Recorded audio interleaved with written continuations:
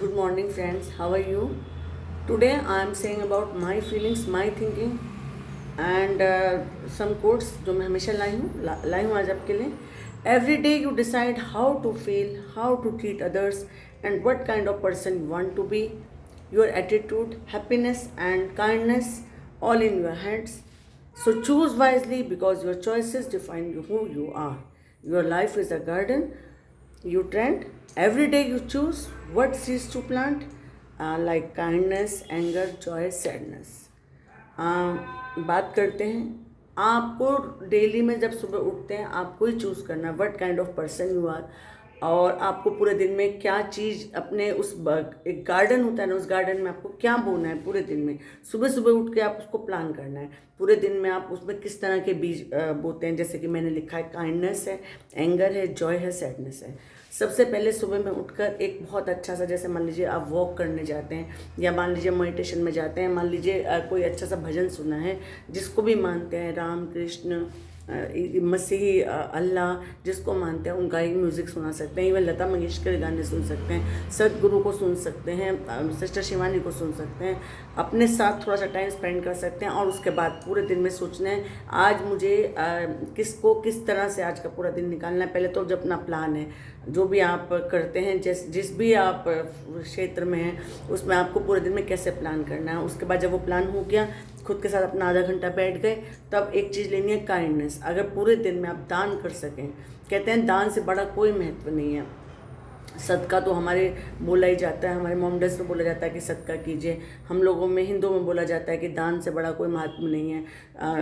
कहाँ कहाँ जाकर सर्दियों में मैंने कई बार बताया कि गर्म कपड़ों का दान कर सकते हैं, भूखे को खाना खिला सकते हैं, अनाथ आश्रम में जाके दान कर सकते हैं, वृद्धाश्रम में जाके मदद कर सकते हैं. अपना टाइम अगर किसी को देते हैं इससे बड़ा कोई दान नहीं है.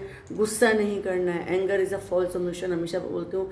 गुस्सा नहीं करना है. गुस्सा आपकी सारी शक्तियों को खा जाता है. कोशिश कीजिए, गुस्सा आएगा, ये एक हमारा इमोशन है, बस इसको थोड़ा सा कंट्रोल करना हमें सीखना. We have to manage anger, we have to manage negativity.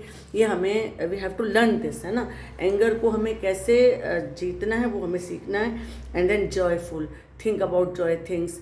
कहीं जाना है, कहीं छोटे फूलों के बाग में जल्दी चल जाओ. तो अब फरवरी मार्च का सा मौसम है, बसंत का सा ऋतु आ रहा है, फूलों के बाग में जा सकते हैं, बच्चों को लेके जा सकते हैं. जैसे कि छुट्टियां पड़ रही हैं, बच्चों को लेके कोई प्लान कर सकते हैं, है ना. और सैडनेस को दूर भगाना है. हमें क्यों सैड होना है. मैं हमेशा कहती हूँ खाली हाथ आए थे, गीता में जैसे लिखा खाली हाथ में जाना. जो कुछ मिलता है वो हमें यही मिलता है ना. और जो रिश्ते मिलते हैं वो हमें यही मिलते हैं. अपने अंदर सबसे पहले खुद से सच्चा होइए, अपने मन में अंदर झांक कर देखिए. अगर आपको जो चीज़ जैसे अच्छी लगती है लेकिन वो एक वैल्यूबल हो, नैतिक हो, मॉरल वैल्यूज़ हो उसमें, और उसके बाद अगर वो मॉरली वैल्यूज़ ठीक हैं, और अगर कोई आपको तब भी नहीं समझता है लेकिन आप अपनी नज़र में ठीक हैं, तो उस सैडनेस को दूर भगाइए. डिप्रेशन में तो बिल्कुल भी नहीं आना है. Now the main thing, what you nurture will gone.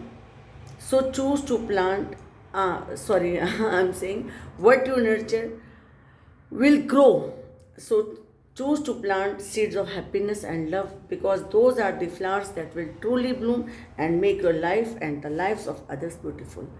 देखिए, जो भी हम सोचेंगे, जो भी हम पालेंगे, जैसे माली कहता है ना, माली जो है अब साथ की घासों को निकालता जाता है और फूल उगता जाता है, वो हमारा ग्रो करता हुआ चलेगा. अगर आप पॉजिटिविटी को ग्रो करेंगे, पॉजिटिविटी को सीड्स को ग्रो करेंगे तो पॉजिटिविटी लाइफ में चलेगी.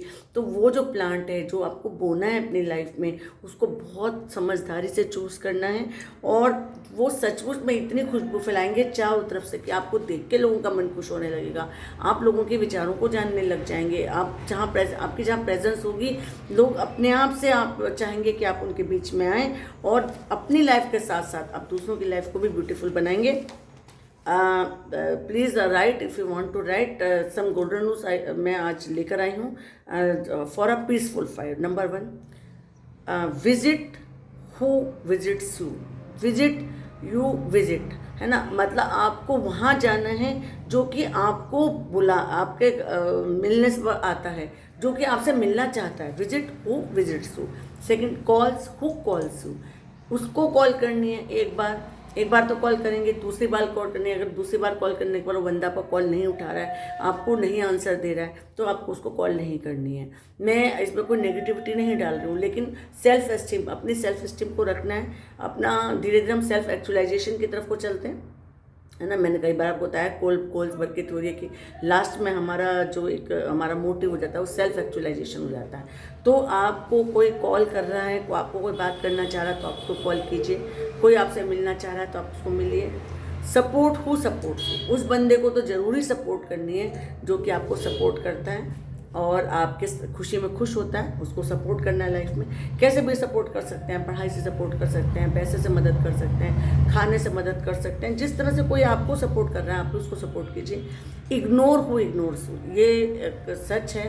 हालांकि मैं कोशिश करती हूँ कि हम रिश्तों को बनाएं, लेकिन अपनी एक सेल्फ एस्टीम, अपनी एक इज्जत के लिए अगर कोई बंदा आपको इग्नोर कर रहा है, इसका मतलब हो सकता है उसके थॉट्स, उसकी चीज़ें आपके साथ ना मैच कर रही हो, तो आप भी उसको इग्नोर कर दीजिए। अपने और चीज़ों में अपना ध्यान लगाइए। अब उसमें ही सारा दिन नहीं लगाना है कि जी वो बंदा मुझसे बात नहीं कर रहा, वो मुझे इग्नोर क्यों कर रहा है। हो सकता है ना उसकी चॉइसेस अलग हों, तो आप भी अपनी चॉइसेस को बदल लीजिए। Do only that which you think is right. ये चीज़ मैं बार बार कहती हूँ कि राइट चीज़ों को सोचना है, राइट तरफ चलना है, सच की तरफ को चलना है और वो काम करना है जिसमें दिल से आवाज़ आती है, जो कि चीज़ सही है, मॉरली सही है, उस काम को करना है। और if someone has improved your life by adding some value, then do not forget to thank them. Be thankful, है ना। आपको एक चीज़ सीखनी है, बी थैंकफुल। ये चीज़ इसलिए भी सीखनी है कि आपको दूसरे को समझना है, एडमायर करना है।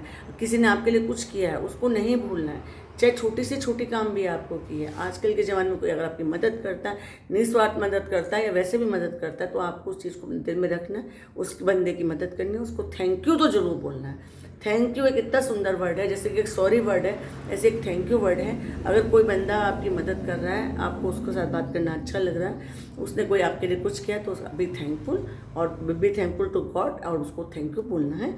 एंड लास्ट में एक बात बोलूँगी, be just like the lotus, we too have the remarkability to rise from the mud and bloom. कमल के फूल की तरह बनिए। कमल का फूल होता है ना, कीचड़ में कमल खिलता है। मैंने अपनी लाइफ में जब भी मैं कमल का फूल को देखती हूँ ना, बहुत छोटेपन में जैसे हम कहीं तालाबों में गांव की साइड में चले गए, बाबूगढ़ में भी हम अंदर कहीं जाते थे तो कहीं तालाब हम देखते थे, तो छोटे छोटे से मैंने सबसे पहली बार जो कमल का फूल देखा था वो बाबूगढ़ में ही देखा था। ऐसे ही हम लोग एक तो मिलिट्री कैंट एरिया में घूम रहे थे तांगा में, तो बहुत दूर से कमल का फूल सचमुच में एक मड में खिला हुआ था, बहुत सुंदर पिंक और रेड, मुझे आज तक मेमोरी है। फिर सहारनपुर में भी हमने अपने कैंट एरिया में ही देखा था। उसके बाद हम चंदेरी साइड में गए थे घूमने, मतलब तब हमने रास्ते में कई जगह जैसे पहाड़ों के बीच में से रास्ता था, तो वहाँ पे भी हमने कमल के फूल देखे। तो मैंने चार चीज़ें जो हमेशा नोटिस की, बीहड़ में, वन में, अजीब से रास्तों में, सुरम में से अलग सा एक कमल का फूल खिला हुआ है, 2 कमल के फूल खिले हुए हैं और चारों तरफ सचमुच में कीचड़ ही होता है। तो उस तरह से हमें बनना है।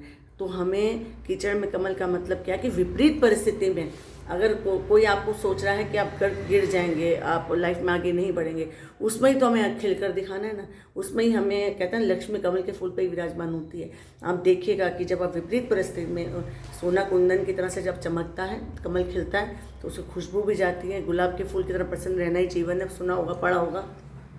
तो मैं ये कहती हूँ कि फूल की तरह प्रसन्न रहिए, खुश रहिए, दूसरों की मदद कीजिए, पॉजिटिविटी में रहिए, पूरे दिन में डिप्रेशन में नहीं रहना। जो कर सकते हैं अपनी परिस्थिति में, उस परिस्थिति में करिए, किसी की मदद कीजिए। देखिए लाइफ बहुत सुंदर है, गीत की तरह से लाइफ बन जाती है। नमस्कार, धन्यवाद।